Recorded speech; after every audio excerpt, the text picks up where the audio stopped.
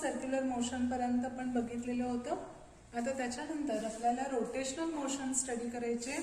आता circular motion म्हणजे आपण काय कन्सिडर केलेलं आहे, तर जर एखाद्या ऑब्जेक्टची मोशन ही अलॉंग सर्कम्फरन्स ऑफ सर्कल असेल, या सर्कलच्या सर्कम्फरन्स वरती असेल विथ युनिफॉर्म स्पीड, तर त्याला आपण म्हणतो युनिफॉर्म सर्क्युलर मोशन. आता ही जी सर्क्युलर मोशन आहे आणि रोटेशनल मोशन याच्यामध्ये काय डिफरन्स आहे, तर इथे अलॉंग सर्कम्फरन्स ऑफ सर्कल असेल तर त्याला सर्क्युलर मोशन आपण म्हणतो, आणि कोणताही एखादा ऍक्सिस आपण घेतला आणि त्या ऍक्सिसच्या अबाउट ती बॉडी जर रोटेट होत असेल तर ही जी मोशन आहे त्याला आपण म्हणतो रोटेशनल मोशन. म्हणजे एखादा ऍक्सिस ऑफ रोटेशन असेल, या ऍक्सिसच्या भोवती ती बॉडी रिव्हॉल्व होते. ऍक्च्युअली रोटेशनल मोशन कन्सिडर करत असताना रिजिड बॉडी कन्सिडर केली जाते, रिजिड बॉडी. आता रिजिड बॉडी म्हणजे काय, तर ज्याचा शेप किंवा साईज चेंज होत नाही अशा बॉडीला आपण म्हणतो rigid body. Shape and size of body does not changes with application of any force. Shape and size of body does not changes. त्याला आपण म्हणतो रिजिड बॉडी. म्हणजे जिथे बॉडीचा शेप किंवा साईज चेंज होत नाही, जर आपण त्याच्यावरती फोर्स अप्लाय केलं तरी सुद्धा त्या बॉडीला रिजिड बॉडी कन्सिडर केलं जातं. ऍक्च्युअली अशी कोणतीही बॉडी प्रेझेंट नसते, पण आपण स्टोनला रिजिड बॉडी कन्सिडर केले. तर अशा प्रकारच्या ज्या रिजिड बॉडीज आहेत त्या रिजिड बॉडीसाठी रोटेशनल मोशन आपल्याला स्टडी करायचे. तर आपण बघितलेलं होतं लिनियर मोशन आणि रोटेशनल मोशन किंवा सर्क्युलर मोशन असेल तर त्यांच्यामध्ये एक सिमिलॅरिटी आहे, त्याच्यामध्ये एक अॅनालॉजी आहे. अगोदर पण आपण युनिफॉर्म सर्क्युलर मोशन स्टडी करत असताना ते बघितलेलं आहे. आता परत एकदा मी सांगते, जर लिनियर मोशन असेल आणि रोटेशनल मोशन असेल, लिनियर अँड रोटेशनल मोशन, तर याच्यामध्ये लिनियर मोशन मध्ये जर आपण लिनियर व्हेलॉसिटी कन्सिडर करत असू, linear velocity v, then in case of rotational motion we consider angular velocity. इथे आपण angular velocity consider करतो. It is denoted by omega. Now we consider linear acceleration. It is denoted by a. In case of rotational motion we consider angular acceleration. It is denoted by alpha. Again we consider linear momentum. It is denoted by p, and in case of rotational motion we consider angular momentum. Angular momentum, it is denoted by L. Again we consider here force and here torque, F, and this is tau. Then in case of linear motion, if we consider mass m, then in case of rotational motion we consider moment of inertia I. Moment of inertia in bracket capital I. capital I ने तो denote केला जातो.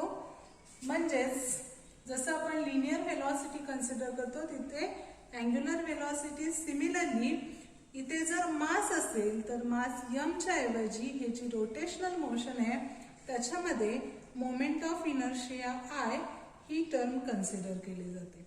आता आपल्याला हे जे मास m आहे आणि हा मोमेंट ऑफ इनर्शिया I त्याच्यामधलं जे रिलेशन आहे ते रिलेशन कन्सिडर करायचं.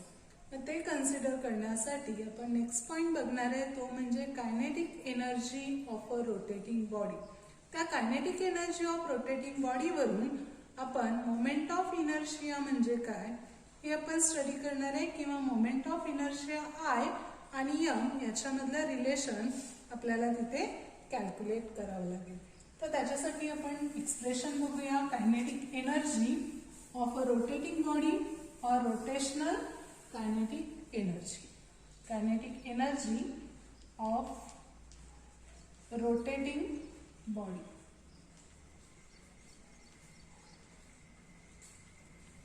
इथे आपण जर रिजिड बॉडीज कन्सिडर करतोय, त्याचा शेप आपण कोणताही कन्सिडर करूया.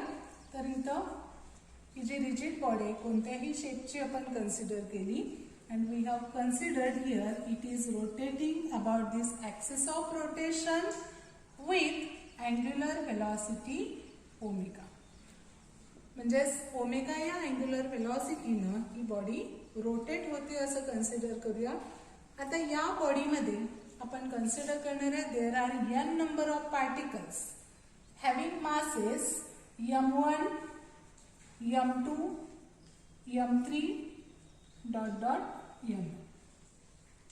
ही जी रिजिड बॉडी आहे ती n नंबर ऑफ पार्टिकल्सनी बनलेली आहे असं आपण कन्सिडर करतोय, ज्याचे मासेस आहेत m1, m2, m3, m. आणि त्यांचे या ऍक्सिस ऑफ रोटेशन पासून असणारे डिस्टन्सेस आपण घेतले r1, r2, r3 dot dot r. Means here we consider this is axis of rotation which is perpendicular to this plane. ती जी बॉडी आहे त्या बॉडीच्या प्लेनला तो कसा असेल, असा परपेंडिक्युलर असणार आहे. म्हणजे कोणत्या तरी एका पॉइंट मधून हा पास होणार आहे. म्हणजे या बॉडीच्या कुठल्या तरी एका पॉइंट मधून तो पास होतोय. तर जिथून तो पास होणार आहे तो पॉइंट आपण O कन्सिडर करूया.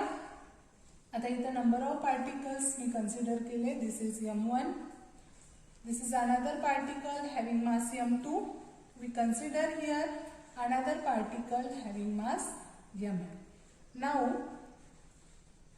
distance of this particle of mass m1 from this axis of rotation is r1. Here we consider mass m2 is at distance r2 from axis of rotation, and this mn is at distance r1. म्हणजे हे जे n number of particles m1, m2 dash dash mn याच्यामध्ये असणारे इकडे पण तुम्ही एखादा consider करू शकता.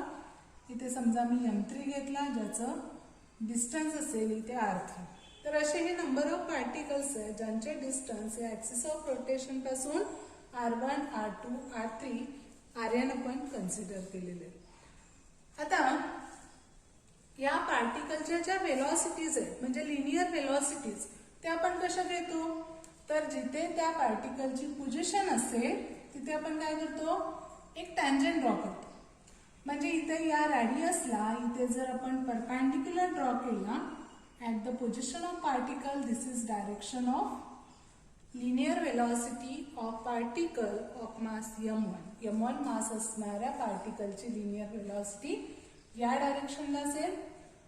m2 मास असणाऱ्या पार्टिकलची लिनियर वेलॉसिटी या डायरेक्शनला असेल. आणि mn मास असणाऱ्या पार्टिकलची वेलॉसिटी या डायरेक्शनला असेल. आणि m3 असेल तर ती या डायरेक्शनला, म्हणजे ज्याचा मास m3 आहे त्याची वेलॉसिटी आपण या डायरेक्शनला कन्सिडर करूया.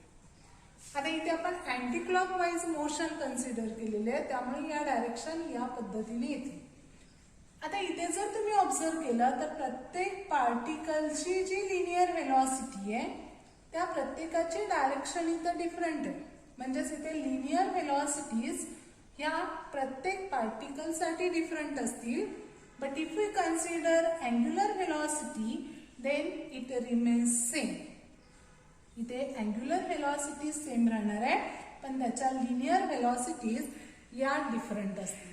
कारण आपण अँग्युलर वेलॉसिटीची डायरेक्शन डिटरमाइन करत असताना राईट हँड रूल यूज करतो.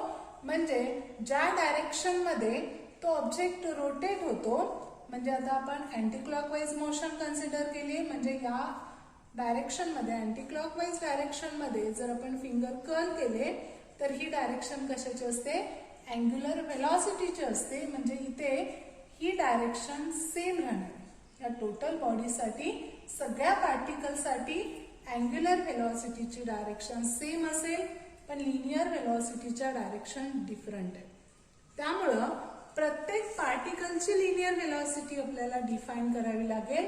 म्हणजे आपण फॉर्म्युला युनिफॉर्म सर्क्युलर मोशन मध्ये कन्सिडर केलेला आहे तोच आपण इथं कन्सिडर करणार आहे. v1 is equal to r1 omega. p is equal to r omega हा फॉर्म्युला आहे. मग इथे v1 linear velocity equal to त्याचं असणारं distance into angular velocity consider करायचे. For second particle we consider v2 is equal to r2 omega. Similarly, we can write here Vn is equal to Rn omega. Distances and velocities are different, but angular velocities are same.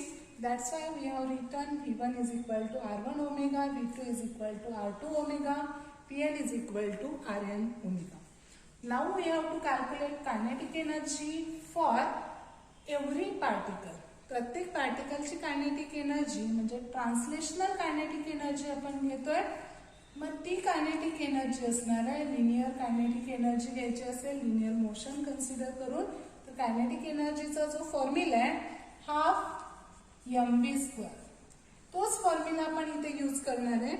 आता प्रत्येक पार्टिकलची velocity different आहे मास different आहे त्यामुळे प्रत्येक पार्टिकलची kinetic energy आपण घेतली. Kinetic energy 1 is equal to half m1 v1 square. Now if we substitute value of v1 equal to r1 omega, then we can write here half m1 r1 square omega square. Similarly, we can write kinetic energy 2 is equal to half m2 v2 square is equal to half m2 r2 square omega square. कारण इथे v2 ची value r2 omega आहे त्याचा square केला तर इथे राहणार r2 square omega square. That's why we have written here half m2 r2 square omega square.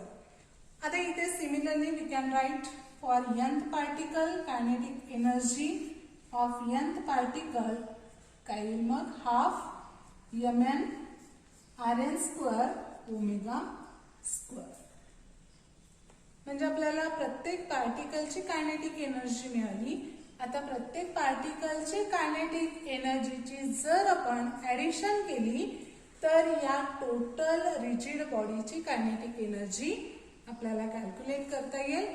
त्यामुळे या टोटल बॉडीची कायनेटिक एनर्जी काढत असताना किंवा रोटेशनल कायनेटिक एनर्जी काढण्यासाठी आपल्याला या सगळ्यांची ऍडिशन करावी लागेल. That's why we can write here kinetic energy rotational is equal to आता या प्रत्येकाची ऍडिशन करायची half m1 r1 square omega square plus half m2 r2 square omega square. Similarly, we can write plus dot dot plus half mn Rn square omega square.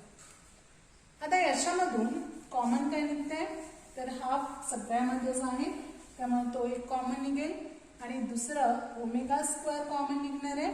मग इथे जर आपण substitute केलं तर इज इक्वल टू हाफ ब्रॅकेटमध्ये लिहायचं m1 r1 square plus m2 r2 square plus dot dot plus mn Rn square आणि omega square एक आपण कॉमन काढतोय तो आपण इथे ब्रॅकेटच्या बाहेर लिहूया. म्हणजे इथे मिळालं half m1 r1 square plus m2 r2 square plus dot dot plus mn Rn square into omega square is equal to half. आता ही जी ब्रॅकेटची टर्म आहे ती मला समेशन फॉर्म मध्ये लिहायचे. मग समेशन फॉर्म मध्ये लिहिली तर इथे जर बघितलं तुम्ही तर इथे 1 1 इथे 2 2 n n पण इथला टर्म m इंटू r चा प्रॉडक्ट आहे m इंटू r स्क्वेअरचा प्रॉडक्ट आहे इथे पण m इंटू r स्क्वेअरचा प्रॉडक्ट आहे. त्यामुळे इथे आपण लिहू शकतो summation mi ri square. Product कशाचा m आणि r स्क्वेअरचं आहे आणि हे चेंज होते. इथे 1 1 राहणार इथे 2 to n त्यामुळे I varies from 1 to n. We can write here summation I is equal to 1 to n mi ri square into omega square. आता ही जी ब्रॅकेटेड टर्म आहे summation I is equal to 1 to n mi ri square त्याच्यासाठी आपण substitute करणार आहे capital I आणि हे जे कॅपिटल I आहे त्यालाच आपण काय म्हणतो मोमेंट ऑफ इनर्शिया. आणि जर हे समेशन mi ri स्क्वेअर याच्यासाठी आपण I सबस्टिट्यूट केलं तर इथं कायनेटिक एनर्जी रोटेशनल किंवा रोटेशनल कायनेटिक एनर्जी और kinetic energy of rotating body we get here half I omega square. इथं आपल्याला रोटेटिंग बॉडीची कायनेटिक एनर्जी मिळेल half I omega square. This I represents moment of inertia. आणि जर आपण हा फॉर्म्युला ट्रान्सलेशनल कायनेटिक एनर्जीशी कंपेअर केला तर kinetic energy translational is equal to half m v square. हा फॉर्म्युला आपण घेतो. आपल्याला एनालॉजी माहिती आहे फीच्या ऐवजी आपण रोटेशनल मध्ये ओमेगा कन्सिडर करतो. सिमिलरली जर इथं आपण कंपेअर केलं तर हे जे मास आहे त्याच्याऐवजी इथं टर्म आलेली आहे I. त्यामुळं आपण एनालॉजी मासची ही मोमेंट ऑफ इनर्शिया सोबत कन्सिडर करतो in case of rotational motion. म्हणजे कायनेटिक एनर्जी लिनियर मध्ये मास असेल मास ही टर्म लिनियर मध्ये असेल तर त्याची analogy moment of inertia he rotational motion मध्ये असेल. म्हणजेच इथे हे जे I आहे त्या I ची डेफिनेशन या फॉर्म्युल्यावरून आपल्याला करता येईल. कारण I इज इक्वल टू काय समेशन mi ri स्क्वेअर. आता याच्यावरून आपण मोमेंट ऑफ इनर्शिया डिफाइन करू शकतो.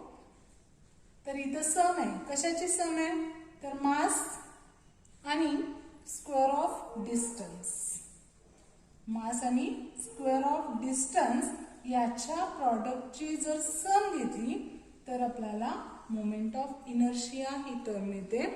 That's why moment of inertia is defined as sum of product of mass of each particle and square of perpendicular distance from axis of rotation. म्हणजे R हे त्या axis of rotation पासूनचं जे perpendicular distance आहे ते आपण consider करतो. आणि M म्हणजे प्रत्येक पार्टिकलचं मास कन्सिडर केलेलं आहे. या दोन्हीच्या प्रॉडक्टची सम म्हणजे काय असेल मोमेंट ऑफ इनर्शिया असेल. That's why sum of product of mass of each particle and square of perpendicular distance from axis of rotation it is nothing but moment of inertia. मग याच्यावरून आपल्याला त्याचं SI युनिट लिहिता येईल. SI unit of moment of inertia is kg metre square. त्याचं SI unit असेल kg metre square आणि त्याचे डायमेन्शन्स असतील dimensions of moment of inertia are L2 m1 t0.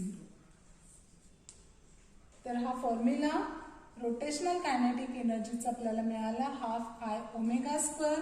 त्याचं SI युनिट असेल I चं kg मीटर स्क्वेअर. डायमेन्शन्स असतील L2 m1 t0. तर हे SI युनिट डायमेन्शन्स हा फॉर्म्युला तुम्हाला CET साठी लक्षात ठेवावा लागेल. आता याच्यावरून हा जो मोमेंट ऑफ इनर्शिया आहे तो कशावरती डिपेंड असेल तर मोमेंट ऑफ इनर्शियाचा फॉर्म्युला काय आहे I is equal to summation mi ri square. I varies from 1 to n. तर याच्यावरून आपल्याला मोमेंट ऑफ इनर्शिया हा दोन टर्म वरती डिपेंड असेल. एक म्हणजे प्रत्येक पार्टिकलचं मास आणि दुसरं म्हणजे त्या मासचं त्या ॲक्सिस ऑफ रोटेशन पासून असणारं जे डिस्ट्रीब्युशन आहे त्याच्यावरती हा मोमेंट ऑफ इनर्शिया डिपेंड असतो. आता इथे आपण डिस्क्रीट पार्टिकल्स कन्सिडर केलेले आहेत. जर समजा कंटिन्युअस डिस्ट्रीब्युशन असेल, कंटिन्युअस बॉडी असेल, तर त्यावेळी मोमेंट ऑफ इनर्शियाचा जो फॉर्म्युला आहे तो असेल I is equal to continuous डिस्ट्रीब्युशनसाठी हे जे समेशन आहे, this summation is replaced by integration. Summation ऐवजी इंटिग्रेशन घ्यायचे. हे जे मास m आहे त्याच्याऐवजी एक स्मॉल मास घ्यायचे dm, आणि हे जे ri स्क्वेअर आहे त्याच्याऐवजी घ्यायचं r स्क्वेअर. म्हणजे I is equal to integration r square dm हा फॉर्म्युला कंटिन्युअस डिस्ट्रीब्युशन साठी यूज करणार आहे. फॉर एक्झाम्पल समजा आपण एक रॉड घेतो.